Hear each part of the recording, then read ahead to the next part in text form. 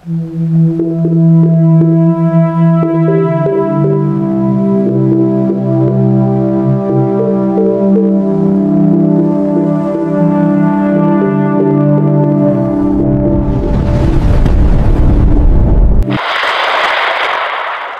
panahon, Sabado, ika-28 ng Hunyo taong 2025. Isang tropical depression ang kasalukuyang binabantayan, nasa labas ng bansa at hamina na.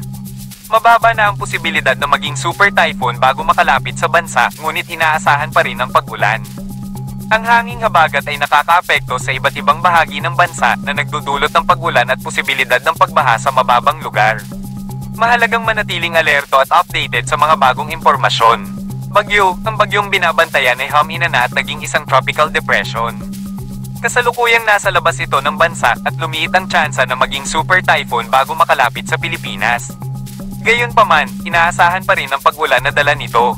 Posibleng magbago ang sitwasyon anumang oras. Luzon, ang hanging habagat ay bahagyang lumakas na nagdudulot ng pag-ulan sa kanlurang Luzon, partikular na sa Zambales, Bataan, at karatig na lugar. Inaasahan ng maulap na kalangitan at pag-ulan sa mga lugar na ito. May posibilidad din ng pagbaha sa mababang lugar sa Baguio, Pinamalayan, Bulyon, Taytay, Puerto Princesa, at Bataraza. Ang ibang bahagi ng Luzon ay magkakaroon ng bahagyang maulap hanggang maulap na kalangitan na may kalat-kalat na pag-ulan at bahagyang sikat ng araw. Visayas, dahil sa paglakas ng hangin mula sa kanlurang karagatan, ang mga lugar tulad ng Puliasi, Bugasong, San Jose, Pasig, Sara, Coton, Catarman, Palapag, Dolores, Borongan, Masin, Sogod, at Silago ay posibleng makaranas ng biglaang malakas na pag-ulan at maulap na kalangitan. Ang ibang bahagi ng Visayas ay inaasahang magkakaroon ng maulap hanggang maulap na kalangitan at biglaang pag-ulan. May posibilidad din ng pagbaha sa mababang lugar, lalo na sa kanlurang bahagi. Mindanao, ang patuloy na epekto ng hanging habagat ay magdudulot ng maulap hanggang maulap na kalangitan at kalat-kalat na pag-ulan sa Butuan, Santiago, Surigao City, Tandag, Prosperidad, at Bislig.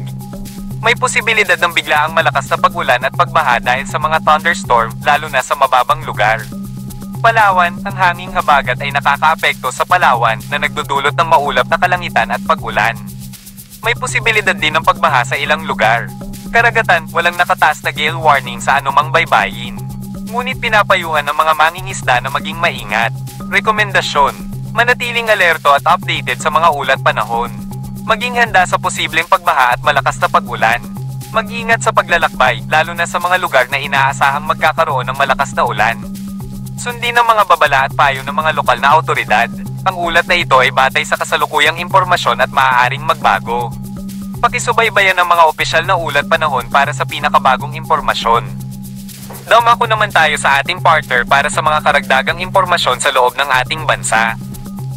Naritong latest sa lagay ng ating panahon. Habagat pa rin ang umiiral sa malaking bahagi ng ating bansa at kasalukuyan nakakaapekto pa rin ito sa kanlurang bahagi ng Central at Southern Luzon, sa halos buong Kabisayaan at malaking bahagi ng Mindanao. Inaasahan nating magdudulot pa rin ito ng mga pag-ulan within the next 24 hours sa halos buong Kabisayaan, Northern Mindanao, Caraga Region, at generally maulap din ang papawurin at may tsansa ng mga pag-ulan at pagkidlat pagkulog dito sa Kamaynilaan at mga karatig nating lugar tulad na lamang ng Pangasinan, Zambales, Bataan, Tarlac, Pampanga, Bulacan, Cavite, Batangas at maging ang Mimaropa Region. So yung mga pag-ulan dito ay dulot pa rin ng habagat o southwest monsoon. Sa natitirang bahagi ng Luzon at natitirang bahagi ng Mindanao ay maaliwalas naman ang ating papawirin doon, pero hindi pa rin natin inaalis ang tsansa ng mga thunderstorms o pagkidlat pagkulog dahil unstable pa rin ang ating atmosphere sa mga nabanggit nating lugar. Dahil hindi natin inaalis ang tsansa na may mabuo pa rin sirkulasyon along this area o sa karagatang ito, kahit ang ating abiso ay patuloy tayong mag-antabay sa magiging uptick. Papatuloy pa rin ang mga pag-ulan sa kanlurang bahagi ng Luzon. Dito nga po sa Metro Manila, generally maulap pa rin tayo.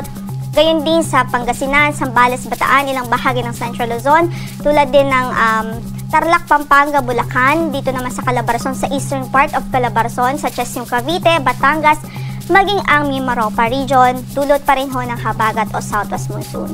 Sa pagtayo ng ating temperatura sa Metro Manila from 24 to 32 degrees Celsius na inaasang maging agwat ng temperatura. Sa Sa Baguio ay 17 to 24, 25 naman to 34 sa Tuguegarao at 24 to 31 degrees Celsius sa Laoag City. Sa Legazpi City from 25 to 33 degrees Celsius at habang sa Tagaytay 22 to 30 degrees Celsius ang magiging agwat ng ating temperatura. So natitirang bahagi ng ating Luzon, lalong-lalo na po sa eastern side, mga thunderstorms po ang pwedeng magdulot ng mga pag-ulan.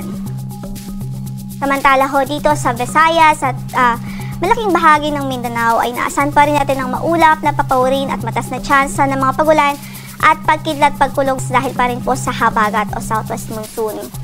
So halos buong Kabisayaan, cloudy pa rin po tayo. Gayon din dito nga sa Palawan area, sa northern Mindanao at Caraga region. Sa Iloilo, 25 to 32 degrees Celsius sa magiging agwat ng temperatura, 25 to 31 sa Tacloban, 25 to 32 sa Puerto Princesa City, 24 to 31 naman sa Cagayan de Oro, 24 to 33 sa Davao City at 24 to 33 degrees Celsius sa Zamboanga City.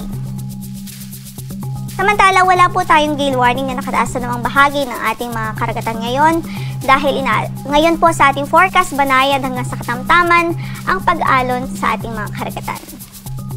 Samantala, para sa ating extended weather forecast from Sunday until Tuesday, dito sa Metro Manila, mataas po yung chance na maging maulap pa rin at may mga pagbuhos pa rin ng ulan from Sunday to Tuesday dahil pa rin po sa epekto ng habagat. Gayun din sa Baguio naman ay naasahan natin ang bahagyang maulap hanggang sa maulap na papawirin at tsansa ng mga thunderstorms, lalong-lalo na sa hapon at gabi. At sa Legazpi City naman, by Sunday ay naasahan natin ay bahagyang maulap hanggang sa maulap ang papawirin. Pero pagdating ng Lunes at Martes, magiging maulap po ito, maulap at mga tsansa ng mga pag-ulan dahil din sa habagat.